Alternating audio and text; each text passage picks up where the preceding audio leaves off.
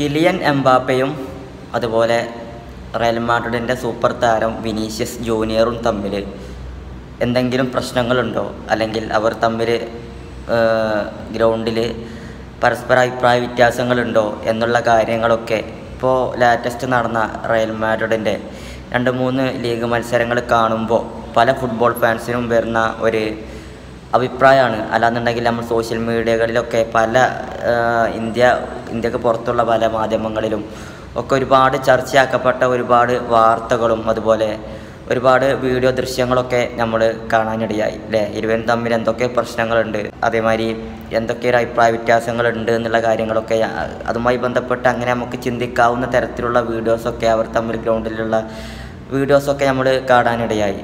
ശരിക്കും ഇതിൻ്റെ ഒരു വാസ്തവമായിട്ടുള്ള കാര്യം എന്താണെന്നുള്ള കാര്യമാണ്. കാരണം റയൽ മാഡ്രിഡ് ആൾറെഡി ഒരു ടീമാണ്. വിനീഷ്യസ് ജൂനിയറിൻ്റെ നേതൃത്വത്തിലുള്ള വിനീഷ്യസ്, റോഡ്രിഗോ അതുപോലുള്ള മുൻനിര താരങ്ങളൊക്കെ ഉള്ള റയൽ മാഡ്രിഡ് ആൾറെഡി കരുത്തരാണ്. അതിലേക്കാണ് നമ്മുടെ കിലിയൻ എംബാപ്പയുടെ വരവ്. കിലിയൻ എംബാപ്പ എന്ന് പറയുമ്പോൾ നിലവിലുള്ള ലോകോത്തര താരങ്ങളിലെ ഒരു മികച്ച ഒരു താരമാണ് കിലിയൻ എംബാപ്പ, പറഞ്ഞറിയിക്കേണ്ട ആവശ്യമില്ല. അപ്പോൾ അദ്ദേഹത്തിൻ്റെ വരവോട് കൂടി ഇപ്പോൾ PSG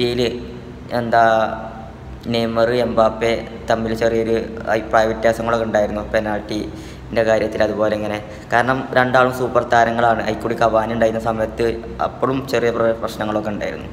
അങ്ങനെ സൂപ്പർ താരങ്ങൾ ഒരുമിച്ച് അണിനിരക്കുമ്പോൾ ഉണ്ടാകുന്ന കുറച്ച് അഭിപ്രായ വ്യത്യാസങ്ങൾ ഉണ്ടാവും. നമ്മൾ പല ടീമുകളിലും കണ്ടിട്ടുള്ളൊരു കാര്യമാണത്. അങ്ങനെ ഒരു സംഭവം ഇപ്പോൾ നിലവിൽ റയൽ മാഡ്രിഡിൽ എംബാപ്പ വന്നതിന് ശേഷം ഉണ്ടോ എന്നുള്ള കാര്യങ്ങളൊക്കെയാണ് ഇപ്പോൾ ചർച്ചയാകുന്നത്. ഇപ്പോൾ മെസ്സി, സുവാരസ്, നെയ്മർ ഉണ്ടായിരുന്ന ബാഴ്സലോണയിൽ കാണാത്ത പല പ്രശ്നങ്ങളും മറ്റുള്ള ടീമുകളിലൊക്കെ നമ്മൾ കണ്ടിട്ടുണ്ട്. ആ ഒരു ടീമിൽ മാത്രമേ ചിലപ്പോൾ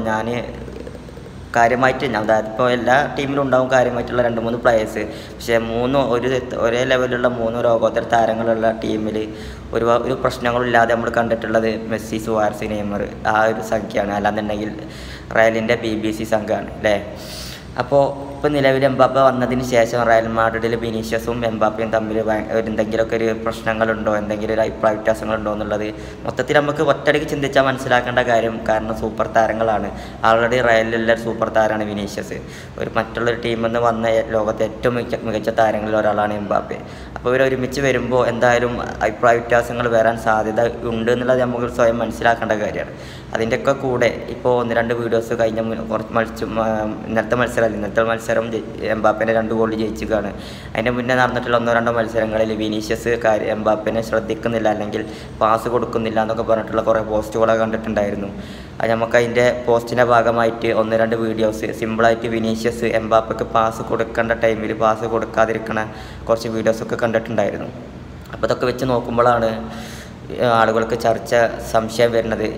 ഈഗോ പ്രശ്നം, ഇപ്പോൾ സൂപ്പർ താരങ്ങൾക്കിടയിൽ വരുന്ന ഈഗോ പ്രശ്നം വിനീഷ്യസിനും എംബാപ്പയ്ക്കിടയിലും വന്ന് തുടങ്ങി. ഈ 3 മത്സരങ്ങൾ മാത്രം കളിച്ച് തുടങ്ങിയപ്പോഴത്തിന് ഇതുപോലുള്ള ഈഗോ പ്രശ്നങ്ങൾ ഇവർക്കിടയിൽ വന്ന് തുടങ്ങിയോ എന്നുള്ളത്. ഇതിനെ പറ്റിങ്ങാണ്ട് അഞ്ചെലോട്ടി തന്നെ ഇന്നലത്തെ മത്സരത്തിൻ്റെ വിജയത്തിന് ശേഷം പറഞ്ഞിട്ടുണ്ടായിരുന്നു. ഇന്നലത്തെ മത്സരത്തിൽ കിട്ടിയൊരു പെനാൽറ്റി വിനീഷ്യസ് എംബാപ്പയ്ക്ക് കൊടുത്തു.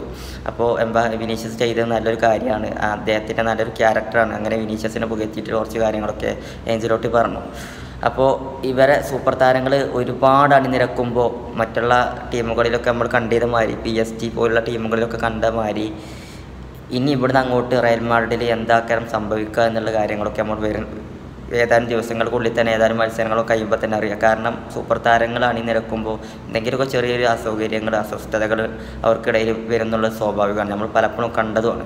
ഇനി റയൽ മാഡ്രിഡിൽ ഇനി എന്ത് സംഭവിക്കും എന്നുള്ള കാര്യത്തിൽ നമുക്ക് ഏതാനും ദിവസങ്ങൾക്കുള്ളിൽ കാണാം. ഏതായാലും ഇന്നലെ നല്ലൊരു ഗംഭീര വിജയം ജയിച്ചിട്ടാണ്. എംബാപ്പേൻ്റെ ഒരു പെനാൽറ്റി ഗോളും വേറൊരു നല്ലൊരു അടിപൊളി ഗോളൊക്കെ അടിച്ചിട്ട് കഴിഞ്ഞ 3 മത്സരങ്ങളിൽ എംബാപ്പ ലീഗിൽ ഗോൾ അടിച്ചില്ല എന്നുള്ളൊരു പരാതി എംബാപ്പ ഇന്നലെ പരിഹരിച്ചു കൊടുത്തിരിക്കുകയാണ് അല്ലേ.